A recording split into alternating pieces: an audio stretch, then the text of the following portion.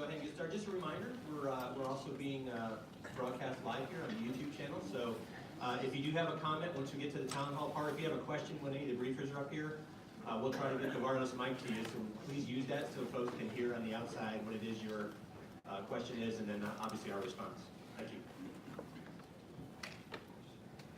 Okay, good morning. Hey, for the folks in the back, we got lots of seats up front. Don't feel like this, this doesn't have to be like church. You can actually sit up front and not get in trouble. Hey, good morning. My name's Colonel Adam Lang. On behalf of Trish Shank, the installation commander, who isn't here this morning. She's on leave, some well-deserved leave. Good morning to the folks out on YouTube as well. Welcome to the March version of the CAC. I really wanted to open with thanking you guys for something that we've been dealing with for the last several weeks. As you know, it's been in the news a lot, and that's the crisis of confidence, if you will, in military housing across DoD. And today we're going to present you some of the feedback from the surveys that we did, which was an Air Force initiative, right? Provide some information to you. But we know that this has been somewhat painful at a joint base, Air Force led, 2 different service requirements, some coming down from the Air Force, lots coming down from the Army, conflicting guidance in cases. Everyone's trying to do the best thing, I'm telling you. And the most important thing is we care about what people are living in. Barracks, Army family housing, Air Force family housing. We want to make sure that we're taking care of our people. Our RCI partners care about us. Our chains of command care about us. But it's just getting the word out and getting to be able to touch people and let them know that we care and hearing what their issues are. And that's been a bit of a challenge, but I think here at JBEAR we've done a good job of it. But it's because of everybody that's in this room and the organizations that you represent. Okay. The last thing before we just kick it off is I kind of wanted to talk a little bit, or revisit for some of you that have heard it before, some of the methodology behind what we did when we changed the format of the CAC here. We used to parade like 50 or 60 people up and show you 100 slides of the CAC, and it was, on some ways, useful. You had something that you could say, oh, okay, I had no idea that event was coming up, and you might have grabbed 2 or 3 things out of there and then taken that back to your formations. But then we found that, we're hanging this stuff online. Most people are grabbing that stuff anyway. What we really wanted to get to was more of a town hall kind of format and present some issues that were either things that we know that are going to have large impacts to everybody across the communities. We want to get the word out as expeditiously as we can, and this as one of many forums. An example would be the gates that we talked about last month. We know we got a lot of construction. It's going to create some havoc, if you will, with normal traffic patterns, and so we want to get ahead of that, advertise it, get the word out so that people know and they can look at what their alternatives are for the gates that are going to be under construction this summer. The other thing we want to do is we want to be able to present what we think are difficult, I call them, because I'm less refined than Colonel Shank, sticky booger problems at the installation. We're a small city of about 34,000 people. That's just folks that are permanently assigned to and their family members here. But then when you think about our workforce that comes and goes every day, or the number of contractors that come on to do business at installation every day, that number goes up dramatically. So we're a living, breathing organism, 57 mission partners, all of whom have tremendously important strategic level to tactical level missions in support of DoD. And it's quite frankly not easy to run an installation. There's some hard choices that we have to make. There's some things that we want to be able to do that we simply aren't going to get the resources for, or that we don't have the manpower to do, right? But what we want to do is be able to present those to you and show you, hey, we've heard maybe your complaints through different forums, ICE or whatever. This is what we know of the problem. These are the ways that we're trying to attack it. And in some cases, we have to just admit, hey, we're really struggling with this, and maybe we still need your suggestions and your help. Okay? So if that sounds pretty good, I'm going to kick it off by passing it over to Gary. But you're going to get a little bit of that today, right? So we're going to talk a little bit about an exercise that's going to impact us coming up. We want to get that word out because there's going to be impacts to folks as a result of that. We want to talk about a couple of things that we've seen a lot in ICE complaints in terms of like pharmacy and medical appointment lines, right? And then lastly, we want to share some of those things that we found when we did the housing survey. Okay? Sound like a pretty good deal? Yes, sir. Yes. All right, Gary, over to you. All right, thanks, sir. And in keeping with that, Colonel Cookson will be up first.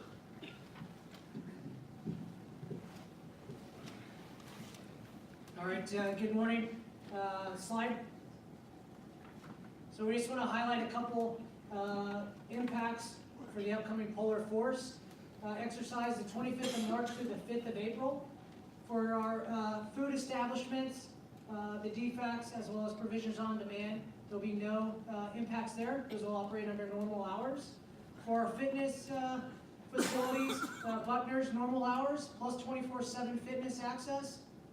Hangar 5, normal hours as well. And then Elmendorf Fitness Center. So adjusted hours Monday through Friday, 0500 to 1400 based on staffing.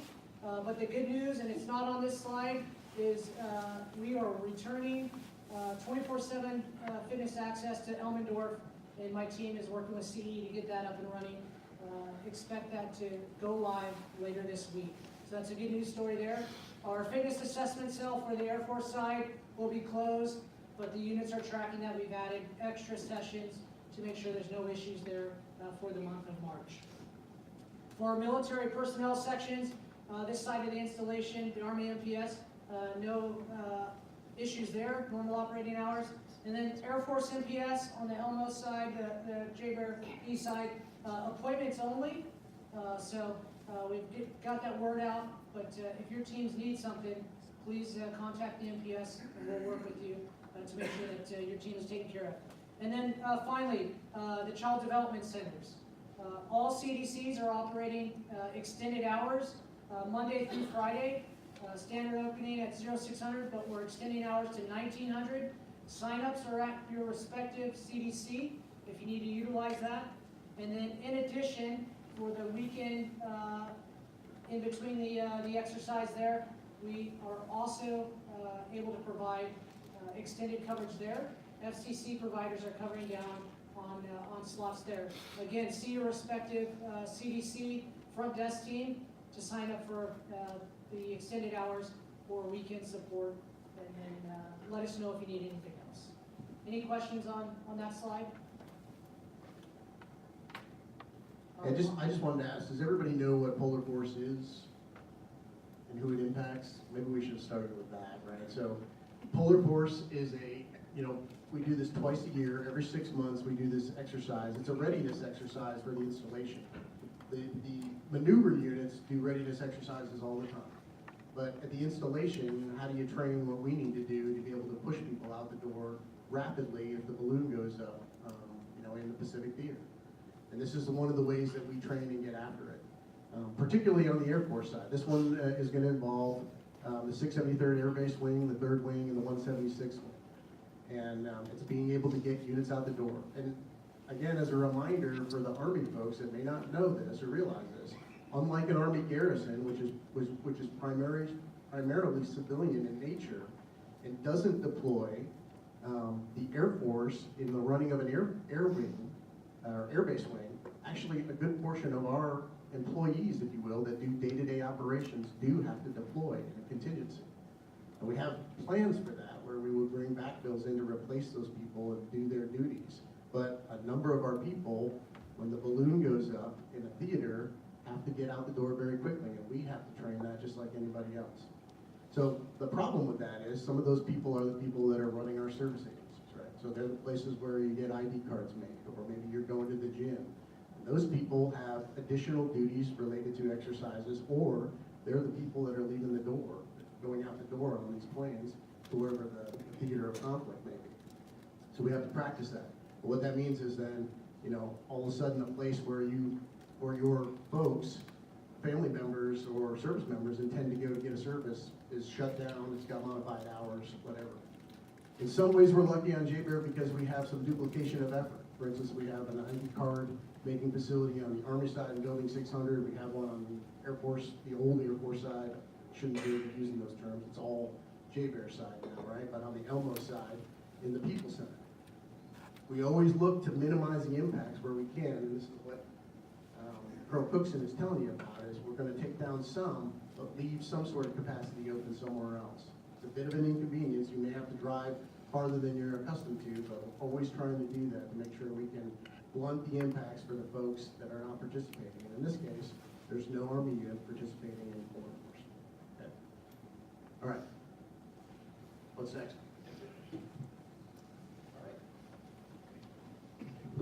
Next, we have Colonel Reinhardt to talk some med group impact. Good morning. I'm Colonel Pete Reinhardt. I'm the Medical Operations Squadron Commander. We're just going to be talking a little bit about the medical group impact within the polar force period. So what you're seeing up here, normal hours. So that part has not changed. We're not having, say, any huge alterations by any means. Reduced appointment availability across all clinics, so that means reduced, but not necessarily closed. So it could be just slightly, you'll see the consistent pattern of slightly longer, maybe wait times to be able to get in for an appointment. This is a moving target, if you will. So as more information comes up, as we get closer to polar force and what the direction of what polar force is going in with the medical group's play, appointments may be released. So we are not canceling appointments or anything like that. They're in a frozen status. And so certain appointments have been released even as of yesterday. So giving more access for patients to be able to make acute appointments or even routine appointments. The emergency room, the one thing I want to mention about the emergency room specifically is the opportunity for urgent care within the emergency room. As far as patient classifications, we do see a fair amount of urgent care patients. And what's unique about our environment here is that urgent care patients do not need to they can be seen off base. So they can be seen by a civilian location, and there's no pre-authorization. It doesn't need to go through TRICARE. There's nothing required for that. For the dependent and retiree population, okay? For the active duty, if something does come up, they still have to come to the emergency room. So that ability to go to urgent care is not, they need that pre-authorization to go to urgent care for the active duty only. For dependents and retirees, they're allowed to go to urgent care without any kind of pre-approval.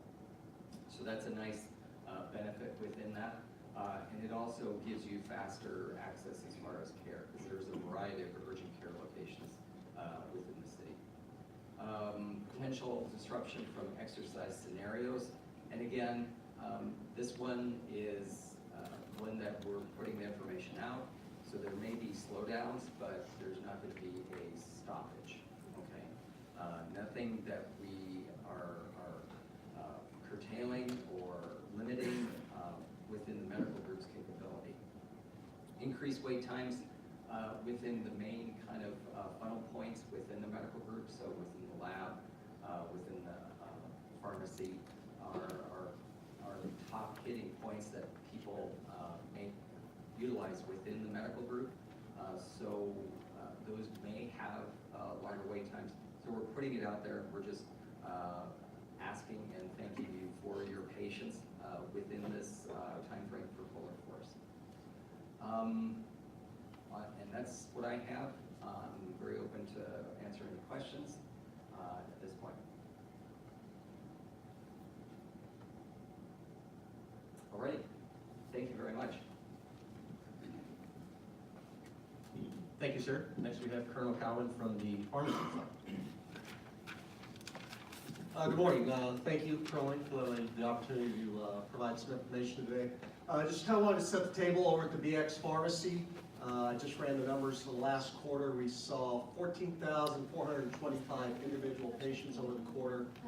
We also, as part of our kind of customer service monitoring, use that service over there. When you pick up your prescription, you will have the opportunity to click on a frowny face, or a sticky booger, as you may call it, or a happy face. Fortunately, we're proud to say our approval rating is 99% on that, with 159 frowny faces over that period. But also wanted to kind of address kind of some of the ICE comments by running through a few of the topics up here. Formulary and non-formulary medications, we are a Florida Defense Health Agency now, and we in TRICARE, and so there are certain guidelines that we follow with the medications that we stock and also the ones that we order on demand. Kind of running through those. Those reviews are standard. Those are across all the DOD now, for pharmacy DOD, and those guidelines are established by TRICARE, so that will, is a key factor, or key factors in what we order and what we have on our shelves readily available. For meds that are non-formulary, like I said, there are certain criteria that we go through. Those meds are ordered on demand. And an issue that does come up, and I will acknowledge that it is an issue, and has been for about 25 years, is that the person will call in a refill, and they'll say, okay, it's ready in 2 to 3 days. Well, for the non-forms, for the medications that we order on demand, those do take longer time, especially if you hit the weekend, things of that nature, or if there's a snowstorm in Seattle or Alaska. That is why on all those special ordered medications, on that directions, it will say, please give us 7 days notice ahead of time. Now, I realize it doesn't match up with what the audio care message does, but please keep in mind that our computer software, our point of sale, to use a civilian term, is from about the summer of 1995. So if you don't think software has changed over those years, then we may want to talk later. Now the good news is there's a $4.3 billion project in the works to update us on that transition, but I will say, and I will be coming back later to brief you on that, we will have 2 to 3 months of pain and agony. So I'll set the table for that one, more to come, but it is necessary evil. It is going to be some growing pains, but it is a step that should have happened many, many, many years ago, but something to be looking forward to. I'll come back to kind of the successes and way forward, but talked about formulary medication, TRICARE benefit. Still get some comments on your pharmacy should mail out our medications to us.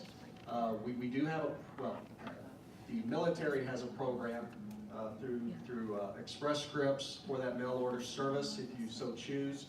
And then also, if you live in places like Soldotna, Homer, like I said, a person still has the option of using a civilian pharmacy with some co-pays associated with that. Also get some concerned comments about us being closed on training days and not filling VA prescriptions. Just for the record, we do not fill VA prescriptions because that is the VA benefit. If you have dual eligibility, yes we can, but if you're seen by a VA patient and you only have your VA benefit, that is who would fill your prescription on that. So next up, just kind of review the hours on there. For our satellite pharmacy, 9 to 6 Monday through Friday, Saturday hours, pickup only, 9 to 11. The reason is pickup only. We do not have a pharmacist on duty at that time, and legally, for us to process and verify a new prescription, a pharmacist would have to be on duty. To continue with the readiness theme, pharmacy does have a readiness mission. The main pharmacy is closed on readiness for many of the reasons the Colonel mentioned, whether it's training for humanitarian missions, for bed expansion, things of that nature. We do have requirements that we have to meet for those. Now, historically, we make every effort to get the BX pharmacy open from 1 to 1800. However, I think there was one instance over the last 12 months that we were not able to accomplish that. So that's we make every effort, but there may be a case where it just simply won't happen because of the training or some real world events taking place. Those are kind of the big items. I would just say that pharmacy can be a sensitive topic for individuals, so I will be available after the presentation for the more delicate questions that you may or may not have. So please catch me afterwards, but I would open if there's some general questions to the crowd. I would do my best to give you some good info. Yes? Chief Howard, U.S. Coast Guard. Why was the Richardson pharmacy taken off of the options for us to use for a refill? Do you know that it's been taken away from whenever you call in and it was an option? I do not have oversight of the True Medical Clinic. So I will direct, I would open that to I just know that they didn't want to, well, I won't say didn't want to, but we just process all the refills. So I will defer to a True Medical Clinic rep for that.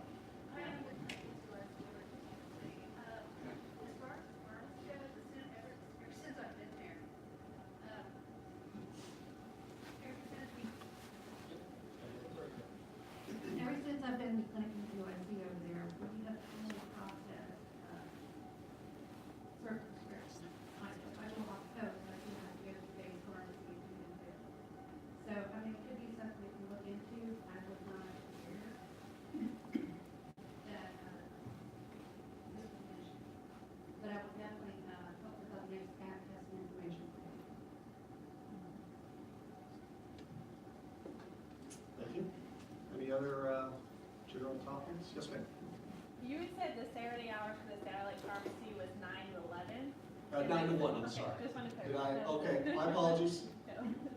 Yes, 9 to 1 for pickup only. Yes, sir. So Matt, the common complaint that we see on ICE is, hey, I live out in the valley, I got told my medication would be ready.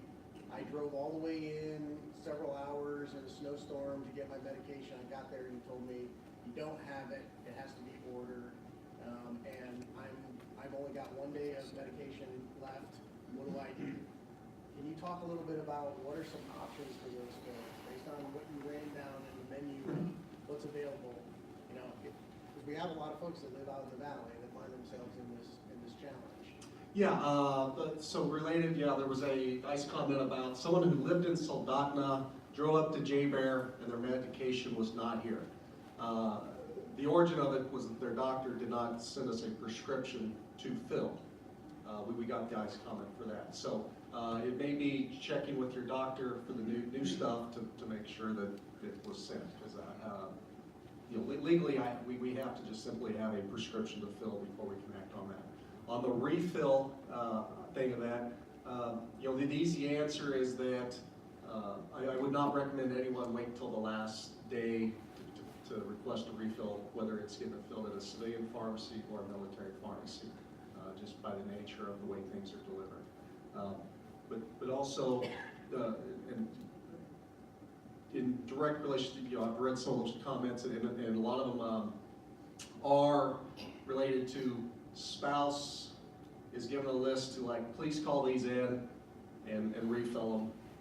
Many times they will not know that the call 7 days ahead notice is on their spouse's label, and so that has created some issues because, once again, audio care will say, hey, it's ready for in a couple days, but it's something we have to special order. There also are national back orders. There's been significant drug shortages over the last 5 years, and those are all, you know, it's unfortunate, but that is also a big factor of why something is not readily available. For example, if anyone's followed the blood pressure medications that have been recalled, anyone, you know, yeah. So, been in the news,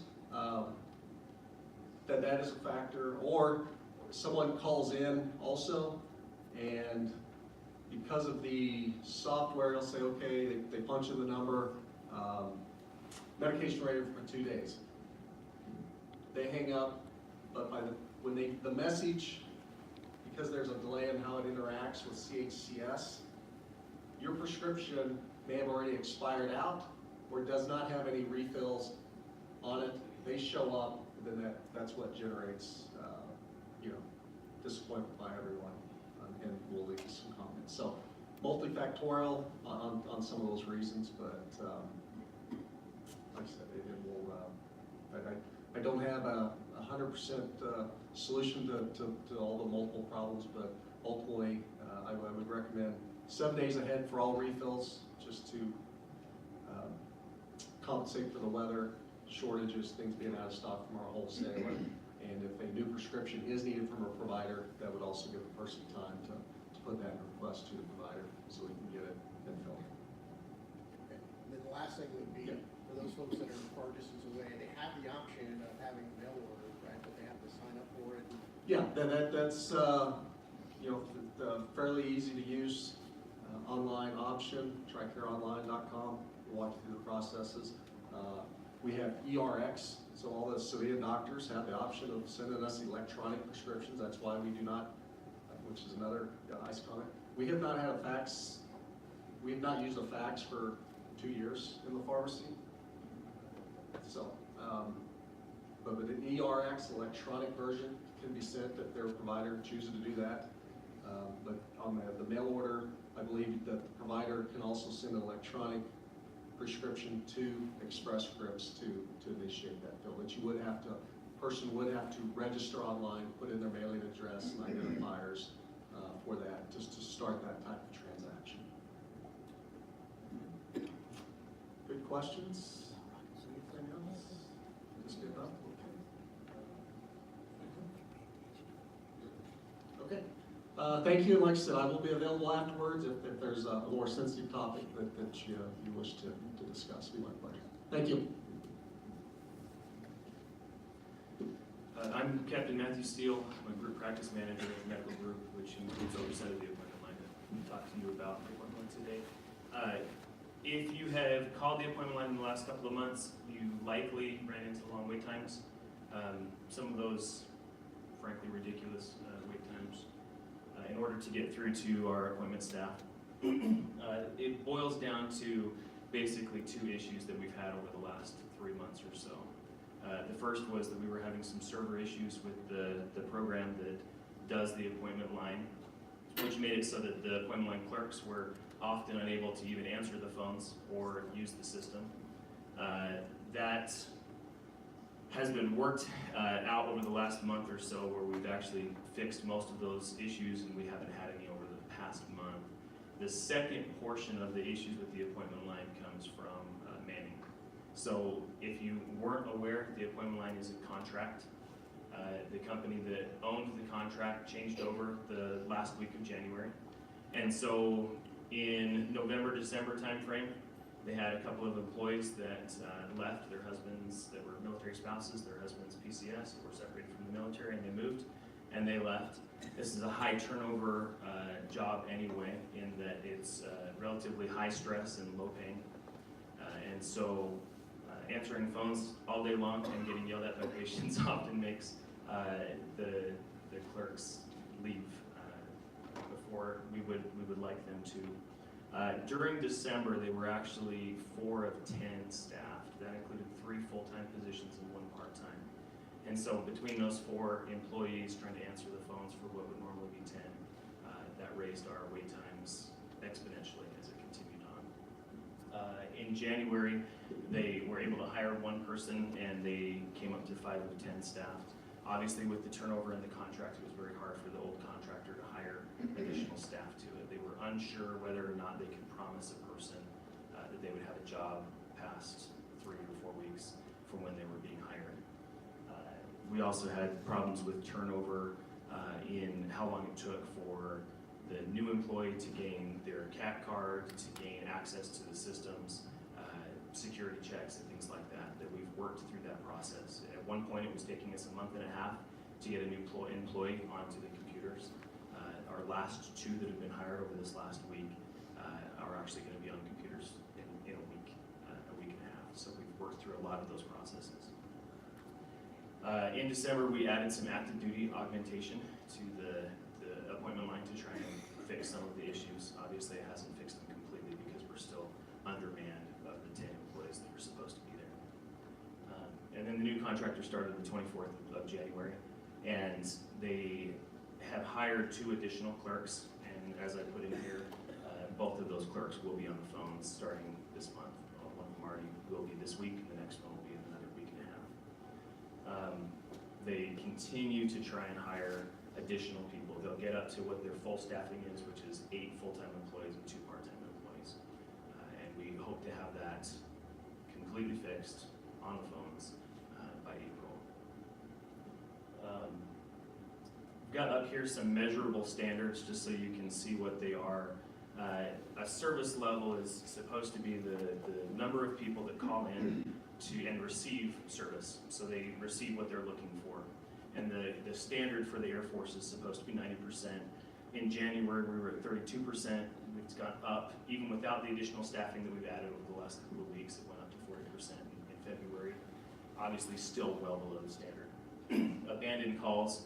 If somebody calls the appointment line and gets your number 32 in the queue and they hang up the phone, that counts as an abandoned call, right? Or if they sit on the appointment line and they call and they're on the phone for 40 minutes waiting and then they just can't wait that long and they hang up, another abandoned call. Abandoned calls supposed to be less than 8%. January is 39%. February down to 25%. Speed of answer is the amount of time that it takes them from when the person presses the button saying make an appointment to how long they're in hold until the clerk answers the phone. That's supposed to be less than 45 seconds, and it was 669 seconds in January. It was an average, and I think that there were many people that had much longer waits than that. And then down to 408 seconds in February. Average talk time is the amount of time that the clerk is on the phone with the patient.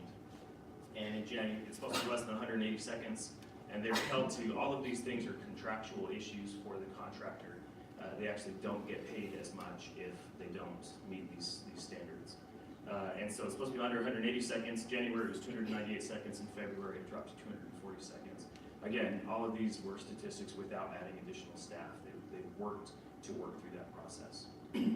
This last one, average talk time, honestly, it's also impacted by how long people are on the phone or are waiting to get on the phone with the clerk. So if somebody calls and they're waiting for 45 minutes, the amount of time that they're on the phone with the clerk ends up being longer, typically because they like to explain to the clerk that they were on the phone for the last 45 minutes waiting on hold, which is understandable. They're upset about how long they've waited, but the clerk needs to answer those questions and talk through the process and explain why they were on the phone for as long as they were. So the shorter the speed of answer is, the faster our average talk time typically is too. Basically, what I'd like to point out from here is that we are headed in the right direction. The new contractor is working very hard to hire the people that they need to in order to meet these standards. And again, still way below the standards for February, but significantly better than we were in January and December. The additional portion of that, the contractor, the new contractor, and the way that they're doing contracting now, it doesn't necessarily go to the lowest bidder. This contractor was not the lowest bidder, and they are offering better pay and benefits packages, and they're being more aggressive in their advertising. Do we have any questions for me about the appointment?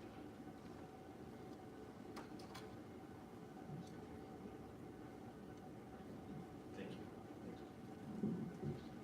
Good rundown, thank you, sir. All right, next we have the Civil Engineer Squadron, Colonel Valencia, to talk to us a little bit about what Colonel Lang mentioned in the opening with our housing survey. Thanks, Gary. I'm Lieutenant Colonel Vance Valencia. I'm the commander of the 673rd Civil Engineer Squadron, and I'll be talking to you. I'll give you a little bit of an update on the family housing situation, and then also roll out a flyer for addressing one of the issues that came out of the housing survey. So next slide, please. So wanted to get some facts out there. Aurora Military Housing is the privatized owner for housing here on J-Bear. In our inventory here on the base, we have about 3,200 homes. Of those 3,200 homes, we have about 2,800 that are occupied by active duty military, and then the remainder of that, the balance of that, are either vacant homes or homes that are occupied by what we call OETs, other eligible tenants. So retirees, civilian employees on the base, people with unfettered access to the base. So about 2,800 are occupied by active duty military. With the housing situation, both the Army and the Air Force received a 100% mandate to contact those residents in housing and address their issues. As of today, we have about 2,600 surveys answered of the 2,800. So what are we doing about the other 250? Like I said, both the Army and the Air Force have mandates to make 100% contact for those homes, and so commanders are following up with those 250 homes that weren't contacted as part of the initial push and get us to 100% completion.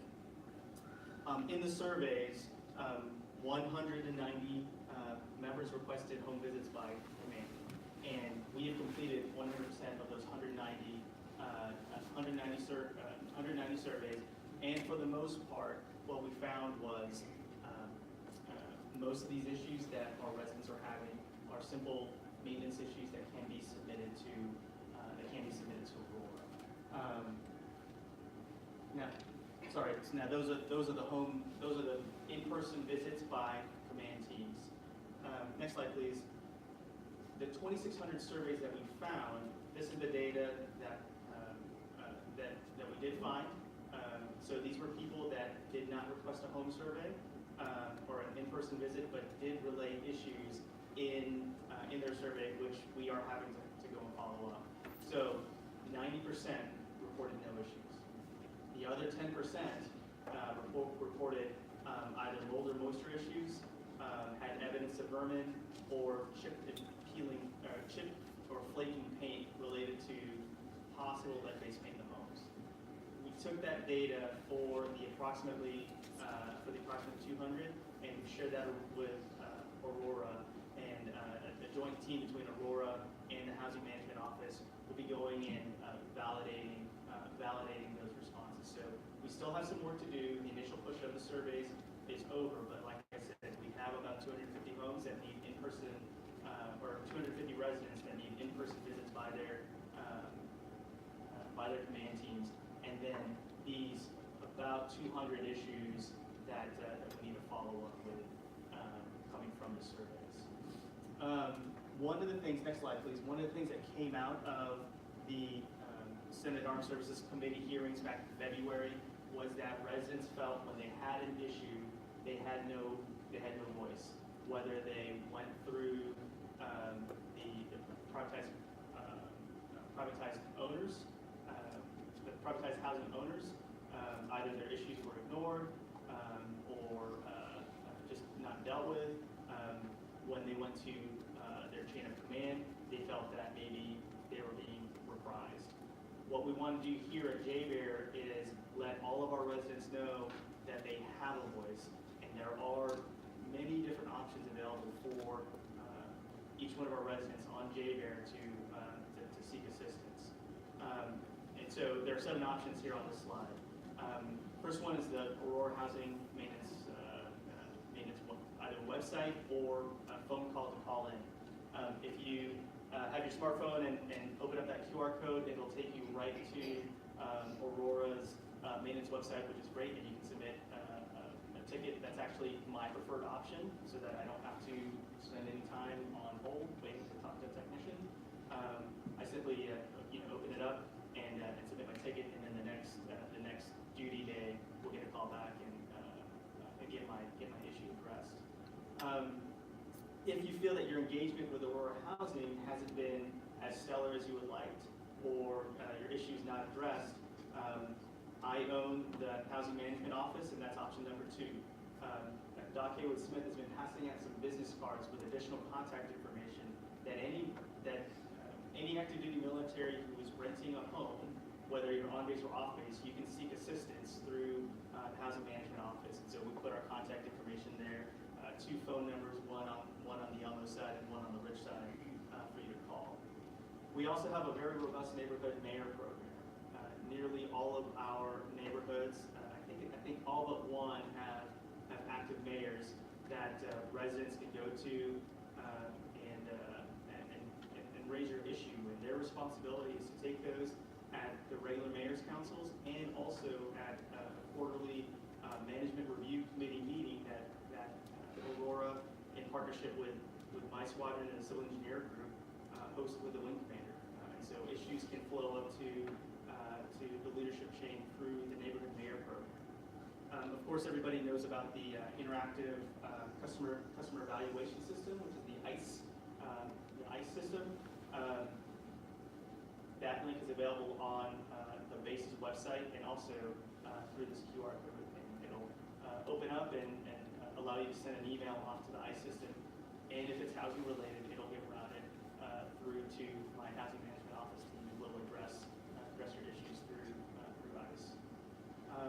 Another option that's out there is using your chain of command. I've had a number of engagements with other commanders related to their airmen, soldiers, sailors living on Aurora housing. And that's also a viable means to address any issues that you have. Use your chain of command. This forum is option number 6, the Community Action Council, town hall style meeting. At the end of this, I will take your questions or comments or concerns and do my best to address them. But this forum here, whether you are on YouTube Live or here in person, is another way for you to raise your concerns through housing. And then the last option, this is an Air Force Chief of Staff was to set up an Air Force housing call center. So if you're living here on JBear and you feel that options 1 through 6 simply aren't meeting your needs, you can call this 1-800 number, and that will help get some resolution with your issue. I would, however, encourage using the other six options on the paper, because what we have here is we have a very strong partnership with Aurora Housing. They are a very effective manager for the housing units here on JBear. Although we might have lost your faith and confidence over the years, we're doing lots of things to try to get that confidence back from you. So I believe those are all of my slides. This flyer has gone out to the squadron and battalion commanders on the base to try to get the information out to your units. We're going to hang this out on our Community Action Council website, and from there, if we have, and we've also posted this out on Aurora's website as well. And if anybody is out here and is part of the social media, come see me. I'll get you the digital copy, and if we can get that posted out on Facebook or Twitter or Instagram or whatever we use nowadays, that'd be great to get the word out that we have ways to address your concerns. There's no reason for you to be living in a situation where you think you're being treated unfairly or improperly while living here on JBear. So with that, I'm happy to take any questions from the crowd, or if there's a way to get questions through YouTube Live, happy to do that as well.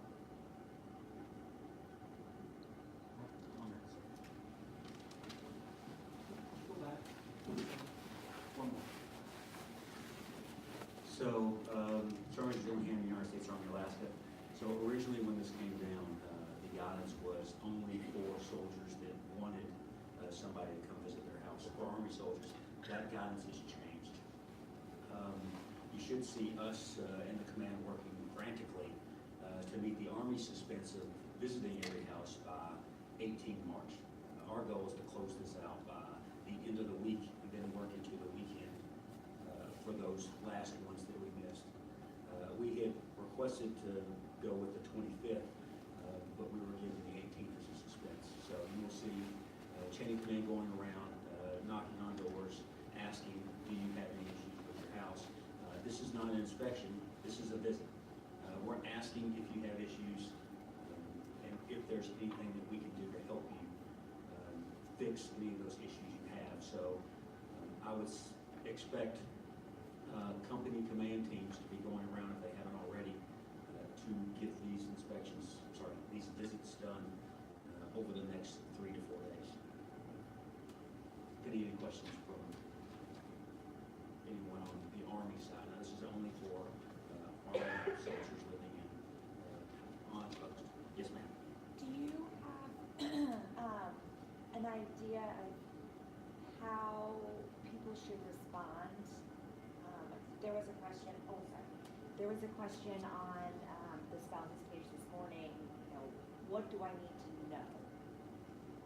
So I guess specifically, I said be nice to the people knocking on your doors, and they don't have to let anybody in. But is there anything else that I just completely overlooked? No, I would say that they will be in uniform. This shouldn't be somebody that's soliciting anything. you're not required to let them in. When, you know, our company commander in Easter Act says, hey, I'm gonna swing by your house, I said, well, you know, you're not coming in the house, I have no issues. What paperwork do I need to fill out?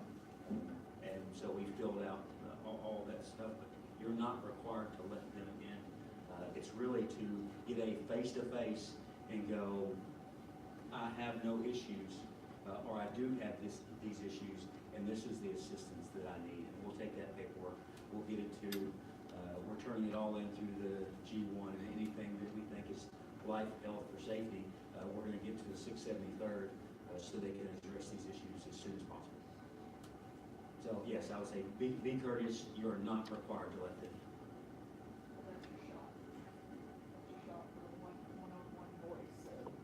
in. Yes. Yeah, I guess I would just reinforce that and say, you know, if you do want to let them in, that's the time to do it. Say, hey, I have never been able to show this to anyone, or I've called on this several times and people haven't really come out, but can I show you? That's why we're sending teams out. So, no, we don't want to show you anything, we're happy with housing, that's perfectly acceptable, but it's also perfectly acceptable to say, oh yeah, I got 3 or 4 things, come on in. That's what we're doing it for. Awesome. Sergeant Dillingham, thank you. I think, oh, we do have a question.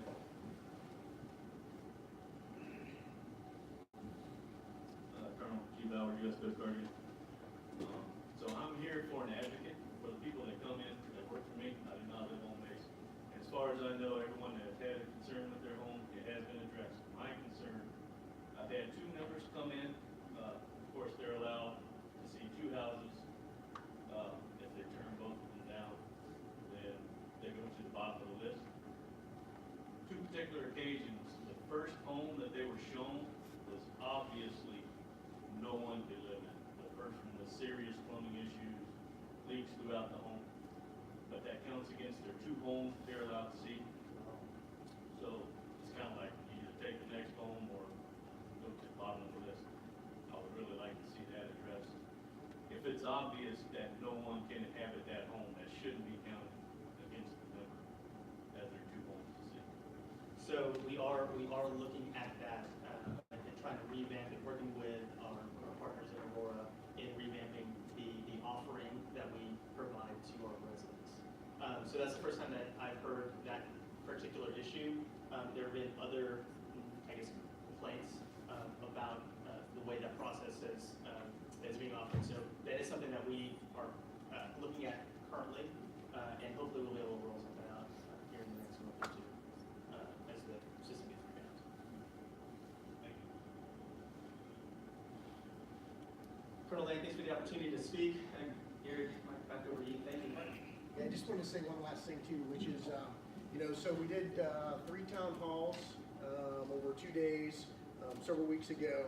You heard Colonel Shank say, probably wrong if I don't mean this, but you heard Colonel Shank say that she wants to do kind of a like an exit town hall as well. And she's targeting April-May timeframe to do that. But we think we owe you some feedback from all this energy and effort that we put into this with our RCI partners on, hey, these were the issues. We're giving you a little bit of an advance read on what came out of the surveys that we conducted. But as CEG has the time to wade into every one of these specific issues, we want to kind of give you a back report. Right? We think we owe you that transparency. So think about the April-May timeframe, we'll be able to roll that out. Okay? Eric. And next we have Mr. Grimm from Fort Sports Squadron. Some good news. Good morning, everyone. Like I said, I'm Steve Grimm, the Deputy Sustainment Services Flight Chief for the Fort Support Squadron. I got 5 specific functions under my charge: food services, the campus dining, quartermaster laundry, the fitness centers, and the official mail centers, and as well as lodging. So I'm going to talk today about lodging and food service updates. Some very good news, 2 very good news options up here. The first one is the lodging project. We're the first or the second of 2 bases to be approved for a combined VQ-TLF project. Originally, this project was sited at 2 specific locations, geographically separated. Our goal was to readdress that and get that into a single location. And as of last month, we were approved for a new site to start a kind of a campus-style lodging operation. So the first facility project will be this $100+ million EQ project, TLF project. It's going to be sited where the CUDA Court TLFs are. There's a couple of vacant lots down there, and the second vacant lot from the CUDA Court TLFs is where this first project is going to be built. The statement of work for the design is working right now. But when it's done, 80 VQ rooms, 42 bedroom TLFs will be there, and that'll be the start of this kind of getting all of our lodging operations into one site instead of, like now you go to the front desk at Matanuska Hall, and then if you have to go to TLF, you go to another location. So we're trying to minimize that. So when this facility is built, the new front desk will be there as well. So the front desk where it's currently staying at the Matanuska Hall on the Elmendorf side will go away, and this will be the new front desk as well, and it'll be closer to the Muldoon and the Boniface gates. That way you're not driving as far to get to your rooms. But hopefully in the future, when we get more projects online, we got a lot of acreage set aside to build additional facilities. Eventually, years down the road, we see this as a campus-style lodging facility where all of them are close together and minimizing impact on our labor and our foot traffic when we're servicing facilities. Building 1107 is the only remaining lodging facility on the Richardson side of the installation. There's first floor, we had some concerns with protocol, not having some DV rooms on the Richardson side of the installation. So good news there, we converted some suites into some general officer style type DV rooms. Looking at July of this year to open that up, and I'll give additional DV rooms in our inventory, but as protocol said, we need some rooms on this side. So it's gonna happen this summer. One of our two TLF locations is under a decor upgrade right now, so that's why if you're trying to get TLS right now, there's a shortage of TLS because the 42 of them are down. They are doing an interior decoration upgrade, interior only, and we're looking to get those back online in July of this year as well. So right now, only TLS we have available are in the CUDA Court side, the 3-bedroom TLS. And the biggest news we got here is a branding initiative. The first for the Force Support Squadron here at Jaber is to bring in a PF Chang's. About a year, 15 months ago, the Air Force Services activity came to Jaber looking at bringing a brand type restaurant into Alaska. And so the team is here actually this week. They're actually in the old Kenai dining facility, which is where this PF Chang's is going to be sited. They're in there right now doing a cost estimate with, I got several partners with the civil engineering, the comm squadron over there, giving them all the information they need on that facility to make sure they give a true business case on getting this project going. About 30-45 days from now, we'll know what that cost is, and if it's a good business case for PF Chang's, they will proceed, and we'll eventually, somewhere around the calendar year of next year, 2020, we will bring the first PF Chang's to Alaska. In addition to that, though, while the team has been here, they have saw additional branding opportunities. So not solidified yet, but we might, in addition to the PF Chang's, there are 2 additional options for branding in that same facility, a pizza type, burger type operation. Not your fast food type, this will be a gourmet, upscale type dining in, for burgers and pizza. So that's going to be another good news item there. The reason for that is because the Kenai dining facility is just too big for the footprint for what PF Chang's does. And those are, like I said, those are targeted way out. So updates will happen as they come along to us, and they are moving targets as well. And I'm glad to come up here to give you all this opportunity. Caroline, thank you very much. Any questions?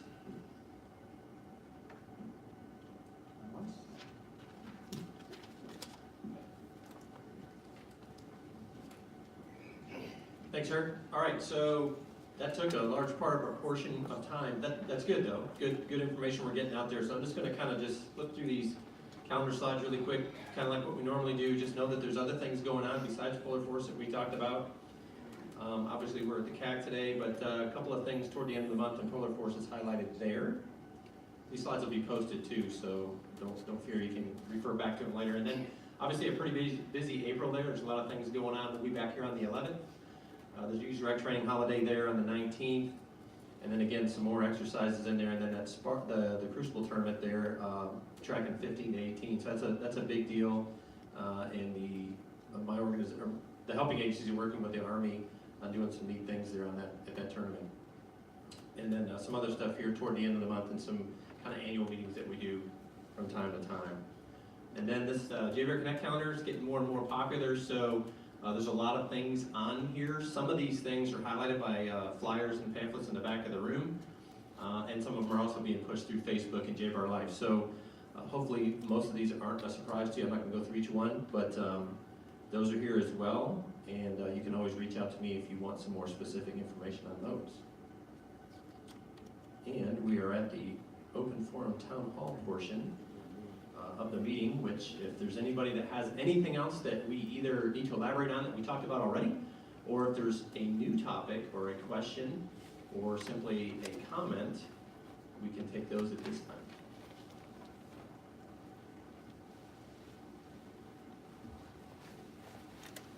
Hi, my name is Megan James. I'm the Executive Director for the Alaska Coalition for Veterans and Military Families. And on March 29th, we're going to be hosting our first annual summit at the University of Alaska Anchorage. It's completely free. We have 25 helping agencies from on the installation and off the installation, and we will have breakout sessions for service providers for training track, and then we will also have breakout sessions for transitioning service members, spouses, and veterans, so they can learn more about their benefits and employment, legal services in our community, etc. The registration is all on our website. It's akcvmf.org. And we do have a flyer in the slides. If you have any questions, please let me know after the meeting and I can help you out. Thank you. Thanks, Megan. Anyone else? No. Safety. Good morning, everybody. Mike Lundvall, Occupational Safety here at JBear. Just a reminder, spring is coming. The snow is melting. Road construction has begun. Right around the corner is motorcycle season. So with that, the timetable, we're looking at no cost. The contract is going out for mandatory training for those who wear the uniform of all branches. The first part of April, that contract should be in our hands of a vendor who is going to be providing that training. By mid-April, we'll have instructions out for how to get that mandatory training. And towards the end of April, there will be announcements of preseason briefings. That is mandatory. All of that is going to be coming through our office. We'll get this information out to include through this Community Action Council. That's all I have. Thank you. Thank you, sir.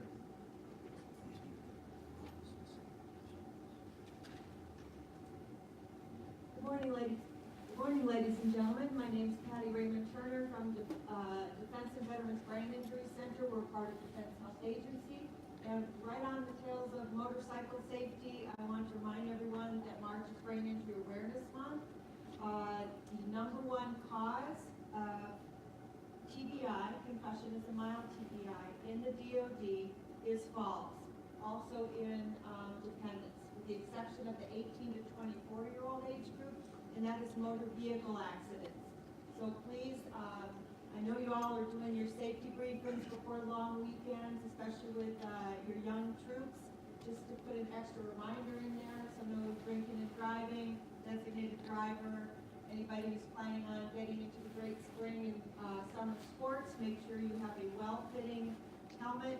I do have additional information if anyone wants to contact me in the TBI clinic about what kinds of helmets, how to fit them, and lots of additional resources on protection for your families as well as your troops, and also information about what to do should you have a concussion.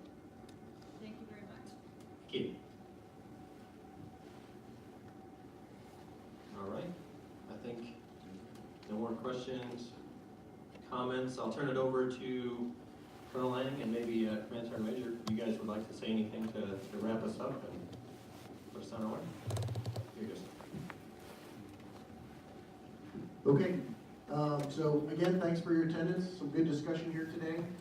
If you just weren't feeling comfortable like bringing something to our attention here in the large forum, we'll stick around a little bit afterwards if there's an issue that you want us to dig into. But thanks for your participation. We talked about, again, something that we think is going to impact the larger community here, Bold Force, right? What we're doing to mitigate against it. We're kind of going open kimono on some of the challenges that we've had with the medical appointment line, but it sounds like we're self-correcting there, okay, and rapidly making that better.